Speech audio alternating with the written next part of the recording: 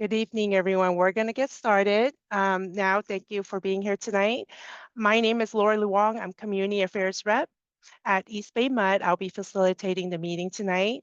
Again, we are here tonight for the Bayside Facility Community Meeting. We'll get started shortly, but I wanted to go over some housekeeping items.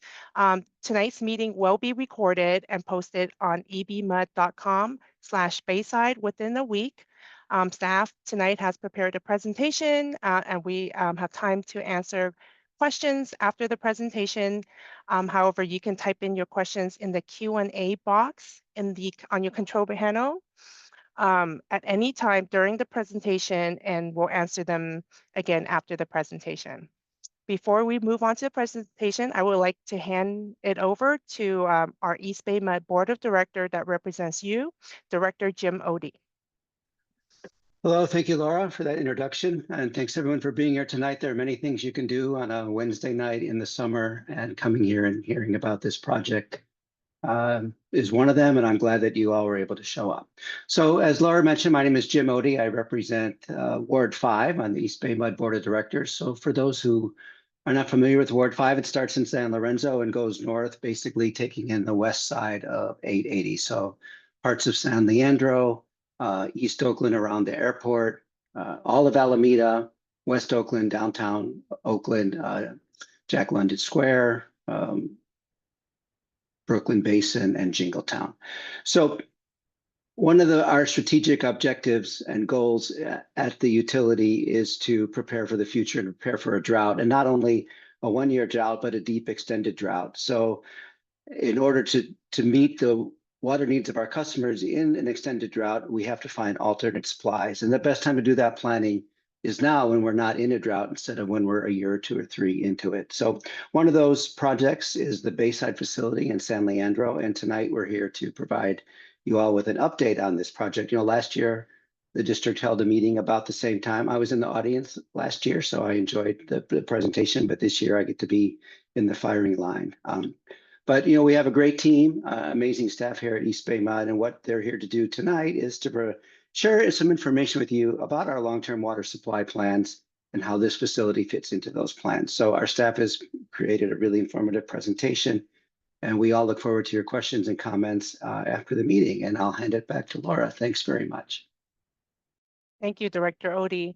I'll take this time to introduce staff that is online today. Clifford Chan, East Bay Mud General Manager, Alice Tui, Director of Water and Natural Resources, Linda Hu, Manager of Water Supply Improvements, Mona Favorite-Hill, Senior Community Affairs Representative, Grace Sue, Senior Civil Engineer. She's also giving the presentation tonight. And from Oro Loma, we'd like to welcome Bill Halstead, District Engineer. Thank you so much. So I'm going to pass it on to Grace Sue, who will start the presentation. Ask our panelists to turn off their cameras. Well, thank you so much, Laura, and welcome everybody. And thank you for those of you joining us today. So we're continuing our annual engagement with the Bayside community to provide facts about the Bayside facility and the Bayside well demolition, and also to listen to and address questions and concerns. We'll first provide some background on East Bay Mud's water supply and strategy to enhance resiliency before presenting the information on Bayside. Most of East Bay Mud's water supply comes from the McCollum River watershed in the Sierra Nevada, and that's conveyed about 90 miles westward to the East Bay through the McCollum Aqueduct. In a normal year, McCollum River water, along with some local runoff, supply enough water to meet East Bay Mud's customer needs. However, during droughts, East Bay Mud may need to supplement its supply with water from the Sacramento River, which is what happened during the last 2 droughts. Sacramento River water is conveyed into East Bay Mud system using the Freeport facility. East Bay Mud also reduces drinking water use through non-potable recycled water projects and conservation. East Bay Mud and water agencies throughout California face increasing challenges that could impact our water supply.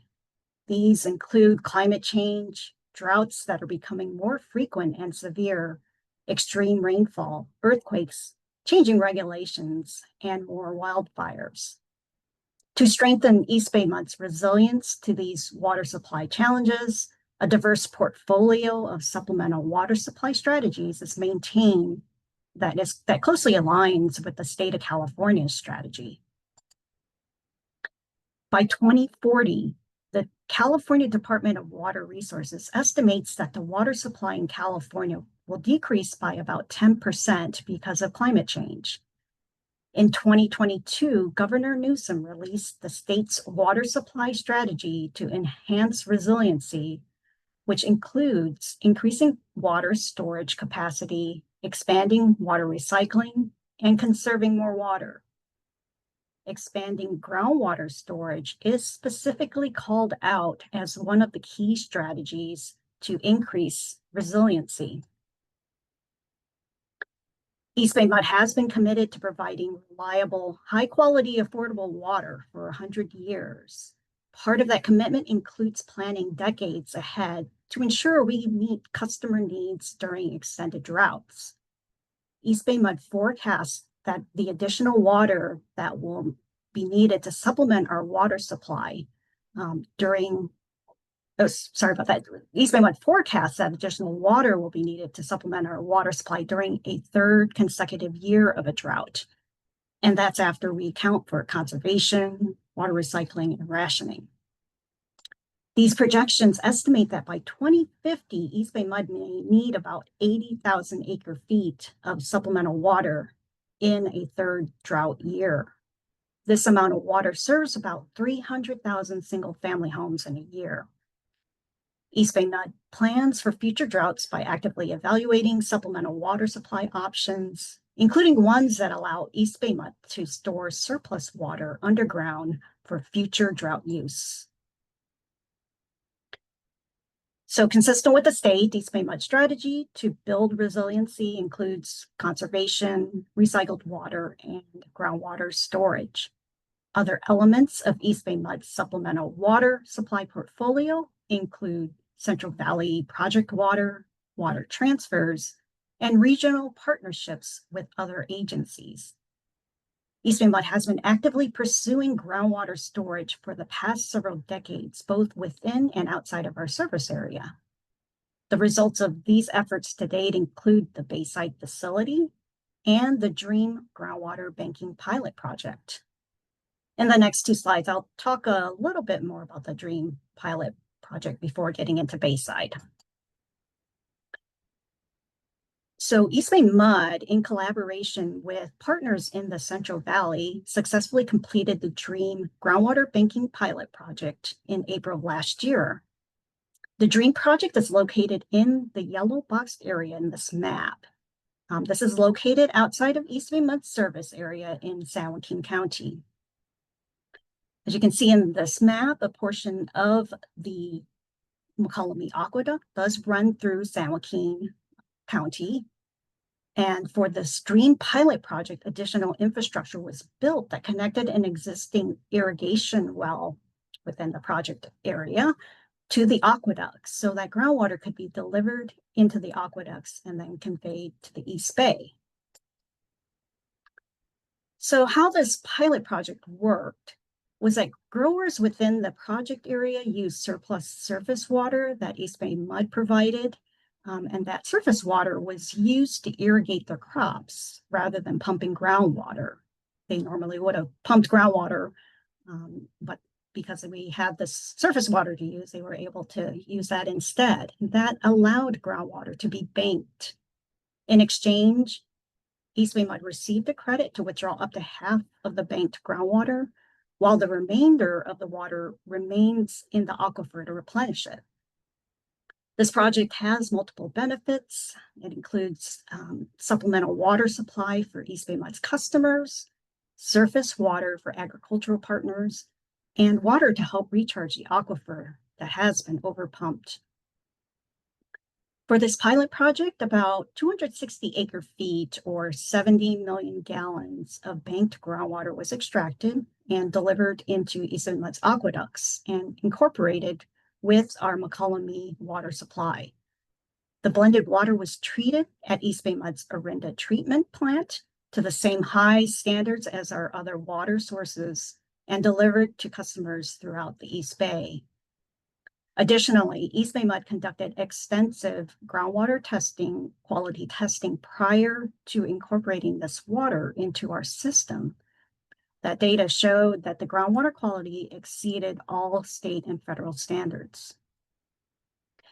Since the completion of this pilot project, East Bay Mud has been meeting regularly with partner agencies in the Central Valley to discuss concepts for a longer-term, larger groundwater banking project.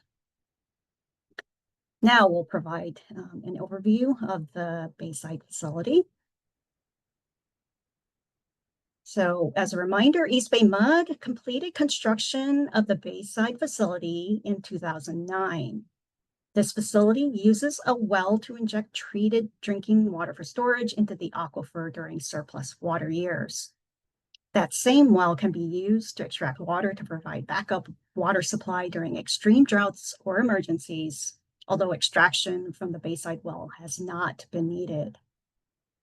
This type of well system is called an aquifer storage and recovery well, or ASR well for short. ASR wells have been used in the U.S. for over 50 years as a proven method for managing water resources. Here in California, we've seen a steady increase in ASR well construction over the past decade, and this is largely because of the Sustainable Groundwater Management Act, which requires groundwater basins throughout the state to reach long-term sustainability. ASR wells are an effective method to store excess surface water underground where constructing surface recharge basins isn't possible. So back to the Bayside well, it's located about 600 feet deep in the deep aquifer of this groundwater basin, and it's protected from shallow groundwater impacts and seawater intrusion by the continuous clay layers that exist between the three aquifer zones. So on the right figure here, the darker brown areas show the clay layers, the lighter brown layers are the three aquifer zones. And again, this is the Bayside well in the deep aquifer.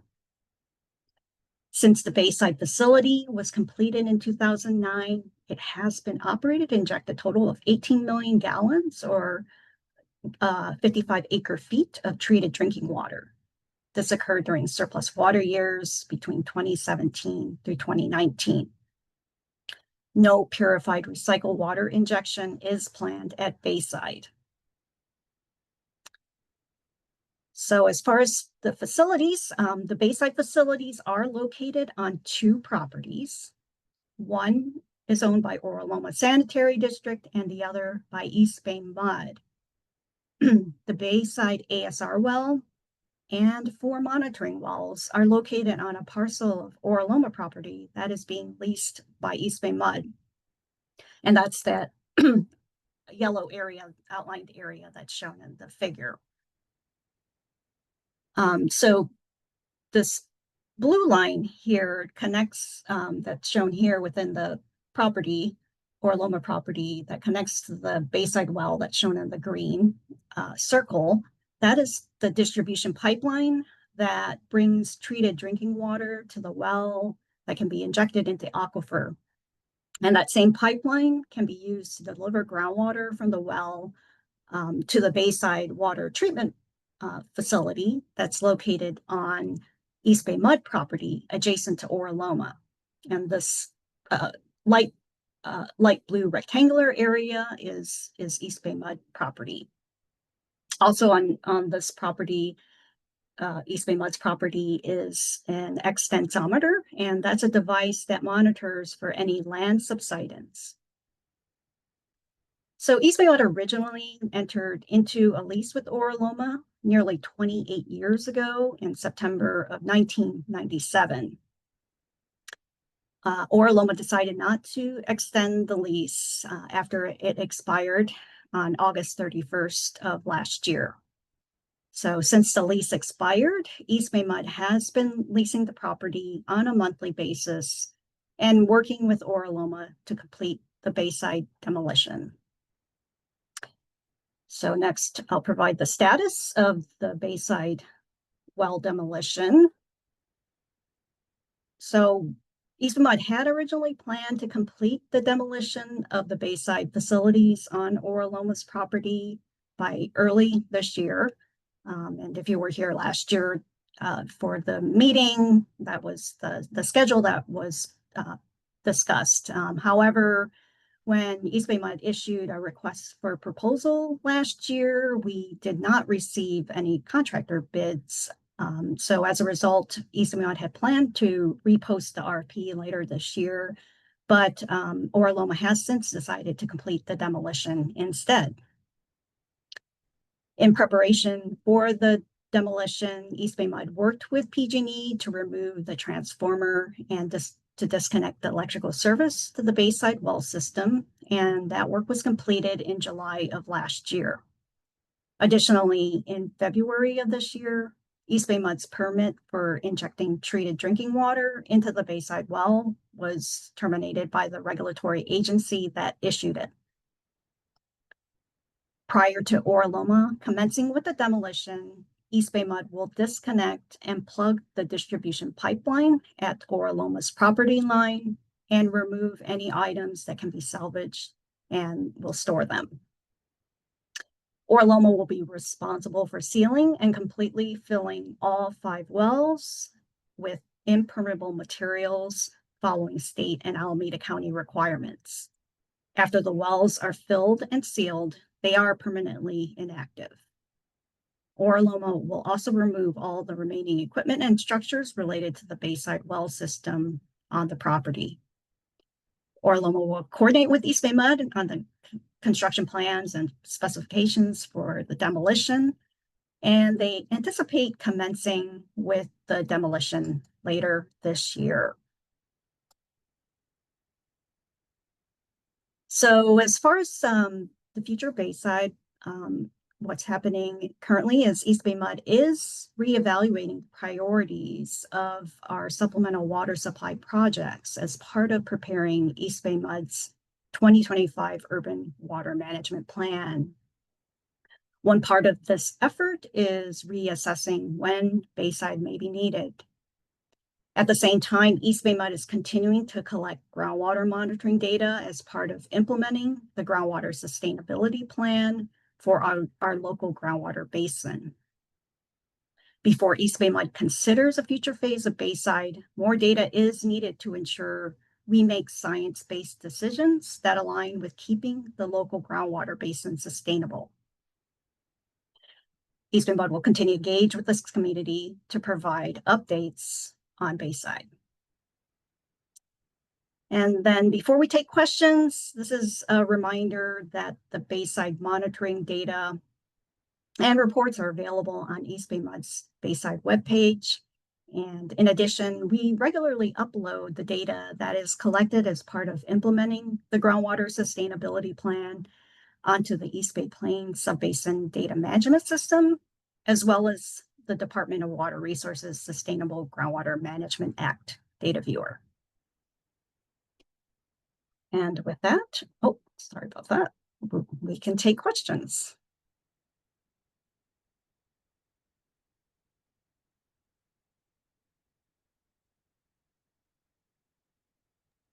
Sorry about that. I had to fix my unmute. Okay, oops, camera right there. All right, we do have a couple of questions pop in during the presentation. Let's see. Why did Oraloma decide to close the well in their property / not extend the lease?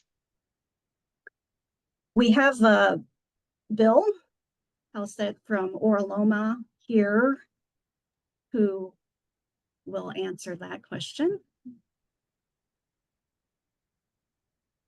Good evening, everybody. So on September 20th in 2022, the Oraloma Sanitary District Board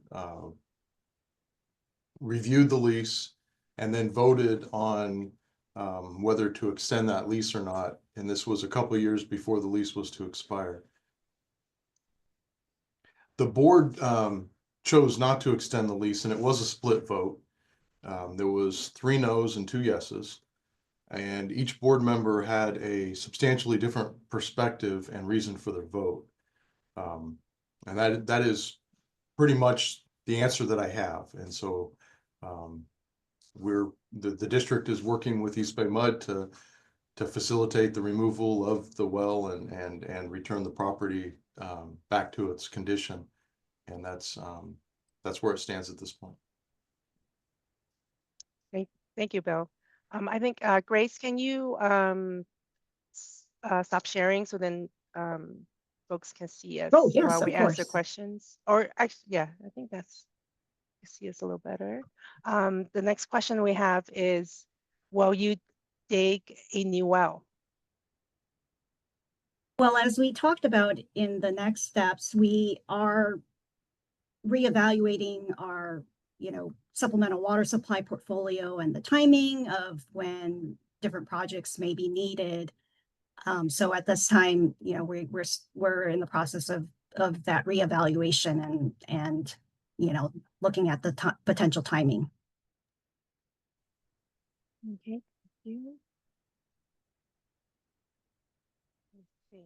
How much water can the aquifer store? Well, that's a great question. This well was designed with the ability to store up to about 500,000 gallons of water per day. Now that's this particular well. We do need more data and some of the science-driven sort of elements I was talking about to get a better handle of how much more we could store in this aquifer. But this particular well was 500,000 gallons per day. Thank you, great. With the well being around an industrial area, is there a problem with contaminants or chemicals getting into the aquifer? Great question again. So as explained, this well was drilled and in the deep aquifer of this groundwater basin, and there are those clay layers that are between the different aquifer zones that protect the deep aquifer from any sort of contaminants, shallow groundwater impacts from getting into that deep aquifer. And we have done extensive groundwater quality testing as well to demonstrate that there is no groundwater contamination in the deep aquifer that's getting in there. Yeah, and kind of along those lines, like as a homeowner in San Lorenzo, how does this capping of the well impact our water quality and supply? Well, the well capping, the destruction of the wells, those wells will become inactive, and the process of when those wells are destroyed, they'll meet all the state standards and the county standards. The idea is that will not there will not be any impacts to water quality once those wells are closed. They're inactive. There's no pathway for any sort of contaminants to get down once they're properly closed. Yeah, and I think we want to add that we're not using this water in our drinking water supply right now. Right, correct. so, yes, this is a supplemental water source, only was meant to be used during extreme droughts and emergencies, but part of our supplemental water supply portfolio. I think the other thing to mention, Grace, is, I mean, right now, this is a pilot to test the groundwater. If we were to actually use this, we would still need to get permits from the state to actually serve it as drinking water, which we don't have right now. So it was never, we don't have the ability to serve the customers right now because we don't have the permit. This was a pilot to test other features, as you talked about, the capacity of the groundwater basin for the Bayside facility. Thank you, Clifford. This one, will you buy or own the new property for the new well? the short answer is East Bay Med already owns the property that was shown. Correct. Yeah, Close what by. was shown where the Bayside water treatment facility is located, we do already own that piece of property that's next to Oraloma. That was purchased after the Bayside well was initially, the test well was put into the property at Oraloma. Thank you. Actually, right now, that was our last questions. I'll give a few more minutes. Oh, another one popped in. Okay. Do voters have to approve these kinds of changes to emergency water planning? Interesting that Oraloma can make this decision for the community water access.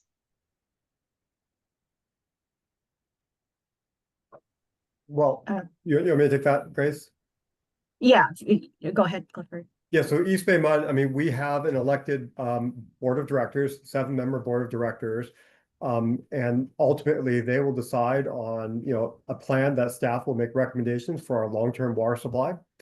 So the voters do vote for the board members, and the board members will decide on what that long-term plan would be.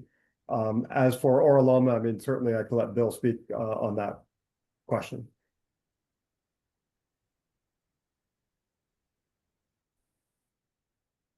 So the existing well is on land that was leased by East Bay Mud. It was Oraloma property that was leased by East Bay Mud. And so by not extending the lease, the board basically required East Bay Mud to either shut down the well or relocate the well. And that's the driver for the project that Oraloma and East Bay Mud are working on right now.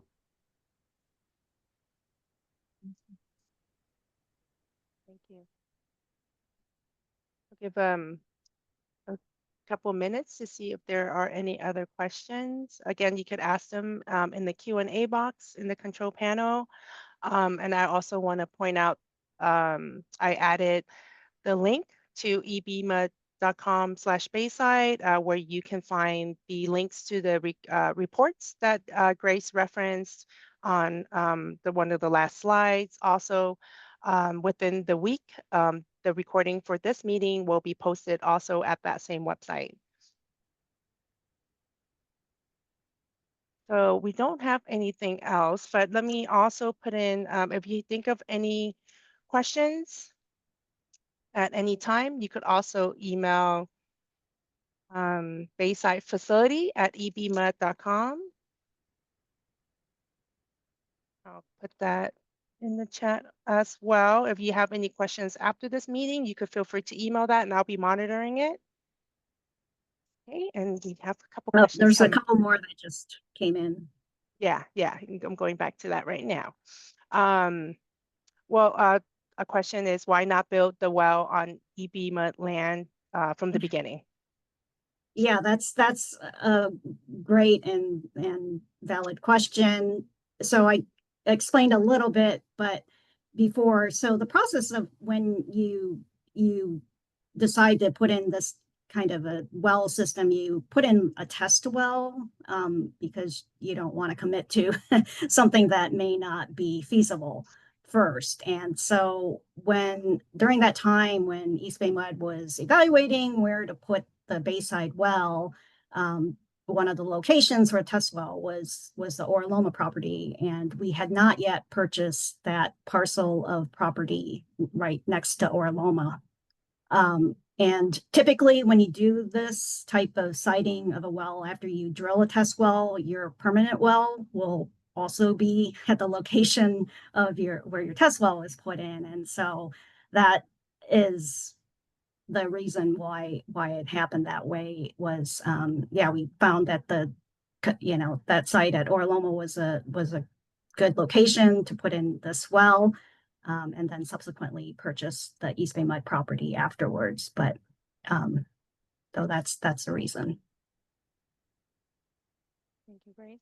What are your comments on the flood control initiative that we have been asked to vote on? I am not sure, maybe Clifford. Yeah, I'm not as familiar with that. I don't know if Director Odie, if you know much about that. No, but if it's something we need to take a position on, we could bring it to our ledge committee. Okay, why don't you email it to us and I could pass it along. Okay, thank you so much. And then is it East Bay Mud's intention to put the well on their property next to Orloma? I think If we decide to put in a new well, we do have that property, and that would be where a well would be put in place. But again, we are reevaluating with the timing of that, as we're working on our 2025 urban water management plan. thank you. Okay, I think that's all of our questions again. Remind folks you can, isn't there some type of government law eminent domain where if the government community needs access to something like this, they must allow it?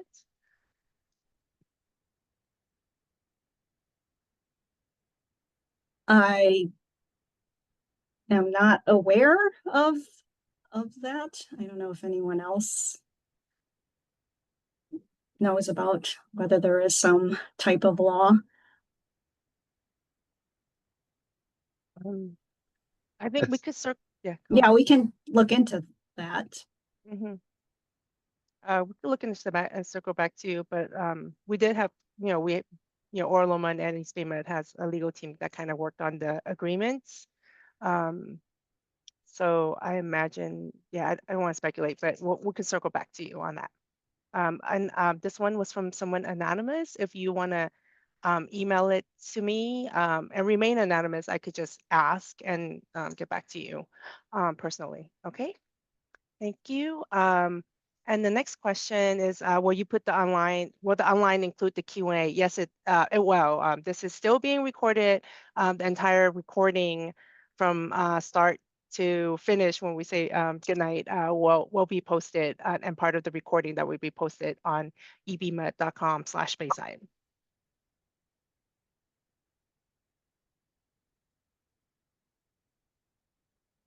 Okay. So another, all right, I think this is it. Okay, I think that's it. Again, email baysidefacility@ebmet.com if you have any questions. I'm monitoring that email, so I'll be getting back to you with any questions. And for everyone that's here tonight, I will email you when the recording is posted online, and as well as anyone who RSVP'd and can't be here tonight. Okay, we have one more. How much will it cost for the new well, and will the costs go to the property owner? So a new well, recently over in the Sacramento area, they have put in this type of well, this ASR type of well. It's gotten very expensive. It's somewhere around $6 to $9 million based on those wells that they put in fairly recently. And in terms of who would pay for the cost, I mean, if this is done, it's an East Bay Mud project. So it is paid for by East Bay Mud through our customers.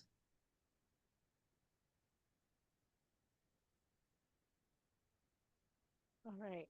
Thank you so much. All right. So I am at this point, we're going to wrap it up, and thank everyone for being here tonight. And we'll stay in touch and email. I'll be following up with email with everyone this week. Thank you so much. Thank you. Thank you, everybody.